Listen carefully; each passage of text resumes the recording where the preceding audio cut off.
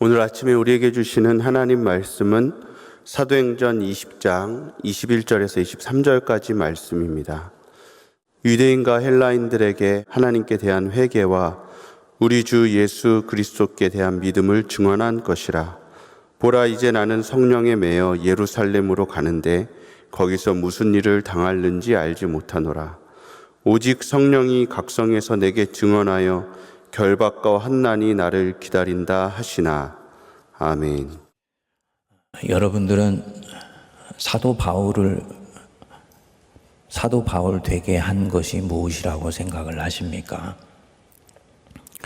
자신의 표현대로 자기는 죄인 중에 괴수이고 만삭되지 못하여 난 자이고, 사도 중에서는 제일 뒤늦게 예수님 다메섹 도상에서 만나서 사도의 관열에 겨우겨우 꼈지요. 예수님 공생애 때는 직접 만나지 않았기 때문에 끊임없이 자신의 사도권에 대해서 의심받고 변호하느라고 또한 많은 시간을 보냈습니다. 그렇지만 오늘날 2000년 교회사가 지나고 난 뒤에 사도 바울은 모든 사도 중에서 가장 사도로서 우뚝 빛나는 별처럼 그렇게 인식들을 합니다. 무엇이 이 바울을 사도 바울 되게 했을까? 우리가 계속 묵상하고 있는 이 사도행전 20장을 들여다보면 바울의 진면목이 우러납니다.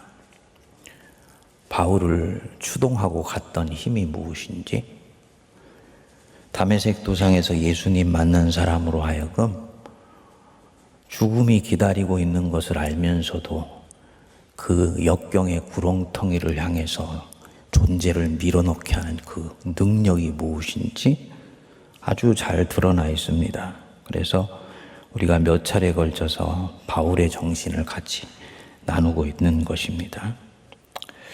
여러 가지가 있을 수 있습니다만 오늘 우리가 묵상하는 본문 말씀을 읽어보면 사도 바울이 다른 사도와 조금 결이 다른 부분이 있고 좀 더 독특한 부분이 있다는 것을 알 수가 있습니다. 거기 22절을 보시면 보라, 이제 나는 성령에 매여 예루살렘으로 가는데, 이렇게 말씀을 합니다. 자신을 어떤 사람이라고 소개합니까? 성령에 매인 사람. 바울의 정체성이에요. 나는 성령에 매인 사람이다. 헬라어로는 이 매이다라는 말이 데데메노스인데요. 원어의 뜻이 묶다, 속박하다, 감금되어 있다, 포승줄에 꽁꽁 묶여 있다, 이런 뜻입니다. 육체적으로 매인 것들도 말을 하는 것이고, 영적으로 어떤 세력이나 힘에 사로잡혀 있는 상태도 이 데데메노스입니다. 당시에는 이 데데메노스라는 말을 쓰면 부정적으로 인식이 되었습니다.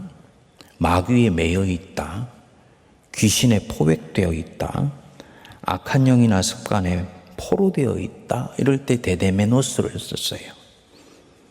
그런데 바울이 이를 다르게 해석한 것입니다. 어디에 매여 있는 것이 나쁜 것이 아니다. 무엇에 매여 있느냐, 이게 중요한 것이다. 무엇에 매여 있고 무엇에 사로잡혀 있느냐, 그 대상이 중요하다. 나는 악한 영이나 마귀나 습관이나 내 죄로부터는 자유한 반면에 내 그 자유를 스스로 포기하여서 성령에만 매여 있다. 성령에 매인 사람, 데데메노스입니다. 그래서 성령이 하라고 하면 하고 말라고 하시면 내려놓고 가라 하시면 앉아있고 싶지만 계속 길을 가고, 서라 하시면 더 달리고 싶지만 그 자리에 멈춰서서 영원히 서 있을 듯이 하나님을 기다리는 거예요. 성령이 이끌려서 이 선교 여행이 시작됐습니다. 사도행전 13장 2절에 보면 주를 섬겨 금식할 때 성령이 이르시되 내가 불러 시키는 일을 위하여 바나바와 사울을 따로 세우라. 바울의 이 선교 여행이 이렇게 시작이 되었던 것입니다. 성령이 가라사대 시키셔서 이 여행이 시작된 거예요. 그 뒤에 보면은 2차 전도 여행 나섰을 때 자신은 계속 소아시아에서 복음을 전하고 싶었는데 성령께서 이를 가로막으셨다 그랬습니다. 그리고 드로아에서 환상을 보고 성령에 이끌려서 유럽 선교가 시작됐습니다. 성령께 철저히 매였습니다. 무서워서 그러는 것이 아니고 성령을 어기면 벌 받을까 봐 그러시는 것도 아니고 이 성령, 이 하나님의 영을 보내신 이 하나님께 완전히 매료되어 있었기 때문이에요. 그래서 그분이 원하시는 것이 곧 자신이 원하는 겁니다. 그분을 사랑하기 때문에 내 육을 어기고 내 몸의 한계를 뛰어넘으면서 계속 그분을 따라가고 싶어요. 그래서 성령에 이끌리면서 철저히 길을 갑니다. 그리고 앞으로도 그럴 것입니다. 22절 중간 부분 뒤에 보시면 거기서 무슨 일을 당할는지 알지 못하노라. 오직 성령이 각성해서 내게 증언하여 결박과 환난이 나를 기다린다 하시나. 바울이 가는 곳마다 이런저런 사인을 주셔서 너 예루살렘 가면 결박과 환난이 너를 기다리고 있어. 계속 시그널을 주시는 거예요. 보통 사람 같으면 성령이 이렇게 말씀하시는 것을 보니까 예루살렘 가면 안 된다고 말씀하시는 거구나. 거기 가면 큰일 나니까 가지 말라고 하시는 뜻이구나. 이렇게 받을 텐데 바울은 다르게 받습니다. 거기 가면 환난을 당할 것이니까 너 마음 단단히 먹고 각오를 단단히 해야 된다라는 뜻으로 받아요. 그래서 예루살렘 가기 전에 이 사람의 마음은 이미 강철같이 단단해진 가운데 이 성 안으로 들어갑니다. 그리고 오늘 읽지 않았습니다만 24절에 자기 각오를 말씀해요. 우리 같이 한번 읽어보겠습니다. 24절 시작. 내가 달려갈 길과 주 예수께 받은 사명 곧 하나님의 은혜의 복음을 증언하는 일을 마치려 하면은 나의 생명조차 조금도 귀한 것으로 여기지 아니하노라. 내가 달려갈 길이 있다. 주 예수께 내가 복음을 들을 때부터 받았던 사명이 있다. 곧 하나님의 은혜의 복음 증언하는 일이다. 이 은혜의 복음 이것 증언하는 것 마치려 하면은 나의 생명조차 조금도 귀한 것으로 여기지 않겠다. 왜 그렇습니까? 이 은혜의 복음이 자기에게는 생명과 같은 복음이에요. 자기뿐만 아니라 이것을 듣는 사람은 살아나게 돼. 저는 사람은 걷게 돼. 눈이 원 사람은 눈을 뜨게 돼요. 이 복음이 생명인 것을 알기 때문에 이것을 증언하는 일에는 내 목숨도 아깝지 않아. 훨씬 더 가치 있는 일이라고 여기는 것이지요. 여러분, 이 바울을 이렇게 묵상해 보면 뭐가 느껴지십니까? 새벽이라 아무것도 안 느껴지세요? 바울은요, 다른 것에는 절대로 매이지 않고 철저히 자유한 사람입니다. 그리스도께서 너희로 자유케 하려고 자유를 주셨으니 너희는 굳세게 서서 다시는 종의 멍에를 매지 말라. 그런데 이 사람이 종의 멍에를 매지 말라고 한 사람이 성령의 인도하심에는 메메네노스, 매이는 거예요. 스스로를 그 성령에 꽁꽁 묶여요. 그래서 하나님께만 이끌려 갑니다. 그래서 예수께 받은 사명을 전하는 일을 위해 목숨도 아까웠지 않고 이때까지 왔으며 앞으로도 계속 그렇게 살아갈 것입니다. 새벽에 묵상하는데 이 바울의 마음에 대해서 탁 느껴지고 만져지는 게 있더라고요. 이분 절절하다. 절박하다는 거예요. 영혼 구원에 대해서 바울은 절박해요. 하나님의 나라에 대해서 절절합니다. 이 바울 정신의 핵심이 바로 이 절절함입니다. 하나님 섬기는 일에 얼마나 절박하고 절실한지 몰라요. 오늘 이 대목까지 오면은 처절하기까지 합니다. 은혜의 복음 증언하는 일을 마치려면은 나의 생명조차도 귀한 것으로 여기지 않는다. 자기에게 주신 이 생명의 복음 알지 못하는 사람 전하는 일에 처절합니다. 그래서 이 사람은 이것을 위해서 자기를 주는 거예요.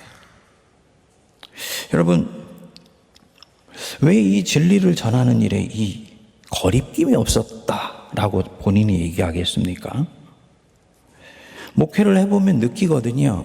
이게 보통 말씀이 아니라는 거. 정말 지키기 힘든 말씀이라는 걸 알아요.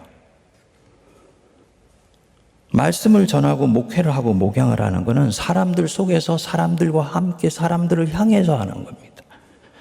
목회자의 머릿속에는 늘 절반은 하나님, 절반은 사람으로 차 있어요. 이런 면에서 이 수도원에서 면벽하고 돛 닦는 사람들과는 달라요. 당연히 머릿속에 늘 사람들이 들어있기 때문에 이것 말했을 때 하나님 백성이 어떻게 반응할까? 이것 말했을 때 어떤 식의 반응이 올까? 좋아할까? 싫어할까? 기뻐할까? 부담스러워할까? 거리껴 할까? 행복해 할까? 늘 이게 떠 있어요. 이 안테나가. 그런데 나는 너희에게 하나님이 내게 전하시라고 하는 것은 거리낌이 없어 전했다. 그래서 나는 에스겔서의 표현대로라면 너희들의 피에 대해서 이제는 깨끗하게까지 하다. 무슨 마음을 가질 때 이렇게 할 수 있냐? 말씀을 전해보면 이거 전하면 누군가가 미워할 텐데, 이거 전하면 사람들이 좋아하고 몰려올 텐데. 어제 주일날의 설교 여러분들 기억나시죠? 한국 교회 안에는 성도들인데도 보수와 진보로 정치적으로 나뉘어가지고 거기를 향해 내달려간다. 그 설교는요, 저 스스로를 개토화시키는 설교예요. 그럼 이상한 목사는 예수파고 중도라는 얘기인데 그 얘기에 해당되는 마음을 가진 사람들은 불편해하는 거지. 설교에는 이런 내용이 굉장히 많아요. 그런데 바울은 그런 길을 택해 가는 거예요. 예수만이 왕이 돼야 된다고 믿기 때문에. 어떻게 그럴 수 있지? 나도 사람들 좋아하는 복음 전하고 싶은데 이 사도는 어떻게 그렇게 할 수 있지? 뭡니까? 이 사도는 그것보다 자기 가슴 속에 더 절실한 것이 있기 때문입니다. 백성이 복음을 들어야 되고 복음의 인생을 걸어야 된다고 보는 거예요. 아멘 하세요? 그리고 이 사도는 진정으로 자기 인생에서 보고 싶은 것이 있어. 복음을 듣고 생명이 살아나는 것을 보고 싶은 거예요.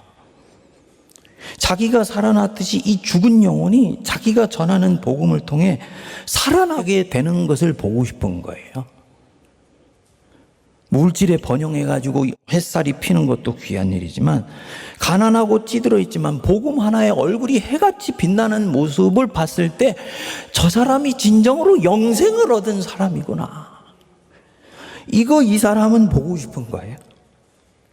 그래서 너무나 절실하고 너무나 절절해.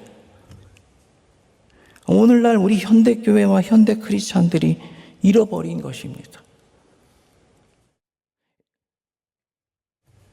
갈멜산 꼭대기에서 엘리야가 구름 한 점 없는 가운데서 비 달라고 무릎 사이에 얼굴을 들이박고 하는 기도. 어떻게 이 기도가 나오겠습니까? 절절하고 절박하다 못해 처절하기 때문에 이 기도가 나오는 거거든요. 오늘 오늘날 우리 안에는 너무 풍요로워서 이 절절함과 절박함이 없어졌습니다. 새벽에 묵상하는데 그렇게 눈물이 나오더라고요. 여러분, 요즘 제가 이 주일날 강대상에 올라가서 설교하고 찬송을 부르면 자꾸 이렇게 눈물이 나와요. 그래서 아주 이거를 제가 홀딩한다고 애를 씁니다. 지난주엔 3부 예배 마치고 인사를 하는데 권사님 한 분이 오시더니, 목사님 너무 우시지 마세요. 그 울고 싶어서 울고 뭐 참고 싶어서 참나. 스스로 생각할 때는 이게 이제 나이가 들면서 호르몬 분비가 달라서.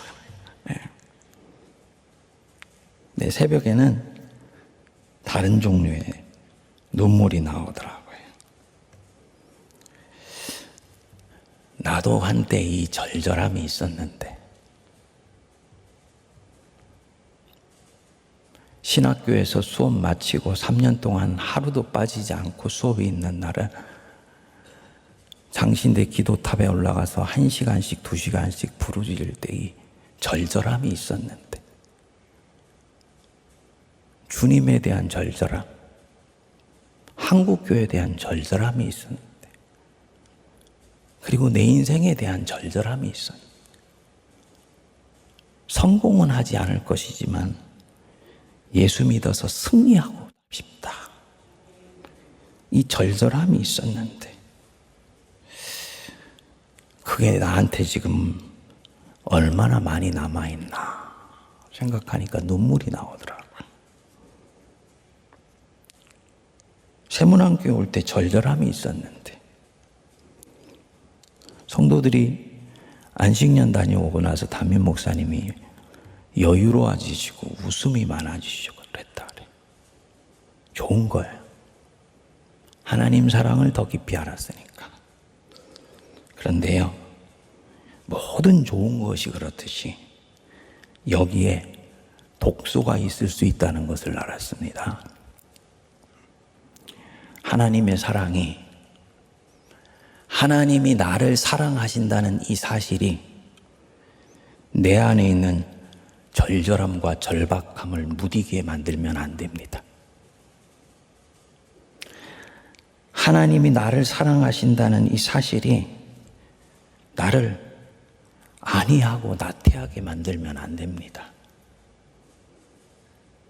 자기 기쁨 추구하고 살라고 주님이 그 사랑 보여주신 거 아닙니까? 하나님 사랑은 깊은 사랑이라 그랬잖아요. 주님은요, 정말 절절하세요. 성경 어디에도 주님이 절절하다는 말은 나오지 않아요. 근데 느낌을 잡을 수 있어요. 만군의 하나님의 열심, 만군의 하나님이 백성들을 향해 가지고 계신 열심, 요게 하나님의 절박함이고 절절함이세요. 그리고 정말 처절하세요. 너무너무나 처절하게 우리를 사랑하셔서 하나밖에 없는 아들도 십자가에 내주세요. 이걸 뭘로 설명을 하겠습니까? 다른 뭘로. 하나님 사랑은 절절하다 못해 처절하시다. 그만큼 우리를 사랑하신다. 그 사랑을 내가 받았다면 내가 어떻게? 그 사랑 때문에 이제 나는 안전하니까, 내 인생은 행복하니까 아니하고 나태할 수 있습니까? 더 절절하게 주님을 사랑하는 내가 되게 해달라고 기도하십시다. 사도 바울이 이 복음 정신, 이 영혼을 향한 이 정신이 내 것이 되게 해달라고 기도하십시다. 그리고 피로 값주고 사신 교회를 이 마음으로 사랑할 수 있게 해달라고 기도하는 우리가 되기를 바랍니다. 기도하겠습니다. 하나님 아버지, 다른 어떤 것에도 매이지 않게 하시고 우리 하나님께만 매이게 하여 주옵소서. 세상 것에 충성하지 않게 하시고 오직 주님께만 충성하게 하여 주시옵소서. 주님께 충성할 때 나눠진 마음으로 충성하지 않게 하옵시고 분열 없는 충성심으로 오직 주님을 섬기게 하여 주옵소서. 이것이 가능하기 위해서는 저희들이 더 절박하여야 되겠고 더 절실하여야 되겠사며 더 절절하여야 되겠사오니 우리에게 성령을 내려 주시옵소서. 하나님의 영 성령이 우리에게 오셨을 때야 우리는 간절하며 사무치며 뼈에 새겨지며 하나님이 가지신 그 간절하고도 절절한 마음으로 내 백성들을 대하며 주의 나라를 섬길 수 있사오니 그 은혜를 우리에게 내려 주시옵소서. 성령의 능력이 우리에게 오셔서 바울도 가졌고 베드로도 가졌고 요한도 가졌던 그 영으로 주의 나라와 주님의 뜻을 섬겨나가는 우리 복된 인생 되게 하셔서 주님 앞에 갔을 때 착하고 충성된 종이라 칭찬받는 저희들 되게 하여 주시옵소서. 지나가는 것들에 영혼 주지 않게 하여 주시고 세상의 일시적인 이념과 가치관과 세계관과 이데올로기와 온갖 문화와 습관에 내 넋을 주시 않게 하시며 오직 하나님과 그분의 말씀과 예수 그리스도에 매어 있는 우리가 되게 하여 주시옵소서. 그래서 세상을 어느 순간 보니 섬기며 변화시키며 아름답게 하는 우리 자신이 되게 하시고 세문안교회가 되게 하여 주시옵소서. 이제는 우리 주 예수 그리스도의 크신 은혜와 하나님 아버지의 무한하신 사랑과 성령님의 위로교통 감동 감화 역사하심이 내가 달려갈 길과 주 예수께 받은 사명 하나님의 은혜 복음 증언하는 일을 마치려 하면은 내 목숨까지도 아까운 것으로 여기지 않기에 나는 오직 성령에 매이며 길을 간다 하는 마음으로 새롭게 각오하며 이 아침부터 주님 앞에 다시 한번 온매무시를 새롭게 하며 출발하기로 다짐하는 모든 거룩한 주의 백성들과 이들의 가정과 섬기는 사역의 현장과 피로 값주고 사신 우리 세문안교회 위에 이제로부터 영원토록 함께 하옵시기를 간절히 축원하옵나이다. 아멘.